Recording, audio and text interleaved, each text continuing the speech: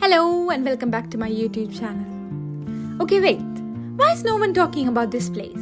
I found the dreamiest valley in Austria, and honestly, I didn't want to leave. This is Wachau Valley, where the river literally glows at sunrise and everything feels like a fairy tale. So, if you're in Vienna for a couple of days, this is something you would want to add in your list. I didn't come here with a plan. I just needed some air, some quiet time, and something beautiful. And here I got all three.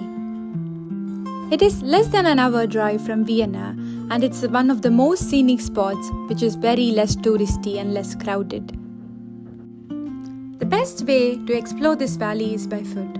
So all you can do is walk along the Danube River and explore this valley in its very raw and natural form. Me and my friends were on a mission to find the best apricot juice in Wachau Valley because it's very famous for its apricot orchards. Join us and we can explore this valley together.